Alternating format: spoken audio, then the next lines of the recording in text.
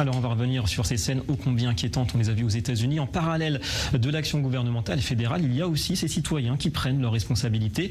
Et ce qui est le cas notamment de Liora Rez. Bonjour et merci à vous d'être avec nous depuis New York. Vous êtes la directrice exécutive de l'organisation stopantisémitisme.org qui œuvre et bien justement contre cette recrudescence de l'antisémitisme. On voit que les indicateurs de l'antisémitisme aux États-Unis sont dans le rouge actuellement, des attaques, des insultes, des comportements sur les réseaux sociaux. On a le sentiment que le récent conflit avec le Hamas a accentué encore plus que les précédentes confrontations justement cette haine. Pourquoi celui-là précisément? Pourquoi maintenant? Quelle est votre analyse? Ce que nous voyons n'est pas si à propos de ce conflit spécifique. On a vu la même chose en 2014 avec Bordure Protectrice ou les médias sociaux et surtout Instagram qui fait passer la haine, et TikTok n'existait pas encore à l'époque. Maintenant, avec ce conflit entre Israël et le Hamas, nous voyons que la majorité de cette haine s'étend sur TikTok et Instagram. Alors question justement sur les formes de cet antisémitisme renaissant, si on peut le dire, il provient surtout des milieux islamistes ces temps-ci ou bien des mouvements néo-nazis aussi se manifestent en ce moment? Alors, nous voyons que la majorité de la violence qui est perpétrée maintenant à Los Angeles, à Cleveland, en Ohio, à New York, à Londres, nous voyons que les attaquants, les agresseurs sont des Palestiniens et des soutiens aux Palestiniens.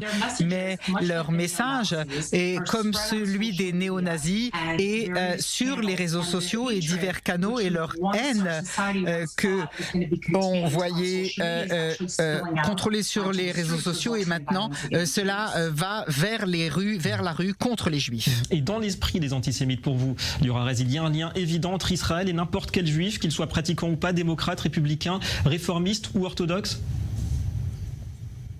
Non, absolument pas.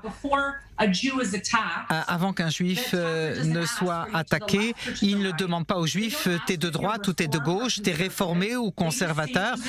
Il voit un juif, il nous voit comme juifs, et donc nous sommes une cible, une personne collective, et il nous attaque. Et est-ce qu'on peut dresser pour vous certains parallèles entre le climat antisémite qui a prévalu en Europe, notamment à l'aube du nazisme, et ce qui est en train de se passer en ce moment?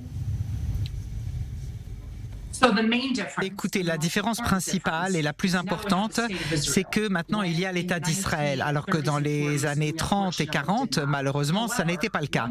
Mais une chose qui est très frappante pour nous, c'est que le silence parmi les Juifs et les Alliés, c'est un silence assourdissant, et ça, c'est effrayant. Alors justement, en tout cas, les autorités des deux côtés de l'Atlantique semblent avoir pris le problème au sérieux, plus ou moins, ça dépend des pays.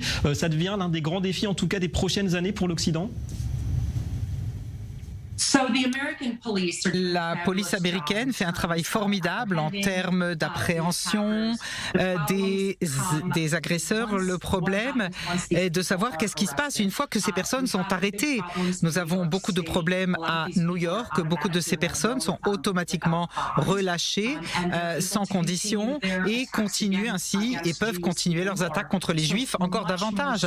Donc, il faut qu'il y ait des lois beaucoup plus strictes pour empêcher ce type d'incident, pour qu'il ne se répète pas encore et encore. Et justement, à terme, est-ce que vous êtes inquiète aujourd'hui pour l'avenir, concrètement, des Juifs aux États-Unis, si les choses, évidemment, continuent d'évoluer dans cette direction? Oui. Si les lois plus strictes ne sont pas rédigées et si nous n'avons pas de force de police plus présente dans les villes pour empêcher les agressions et qu'il n'y a pas le financement nécessaire qui va avec, alors les choses vont aller empirant pour les Juifs avant de s'améliorer. Voilà, pas très rassurant. En tout cas, merci beaucoup à vous, en tout cas, Liora Rez, d'avoir répondu à nos questions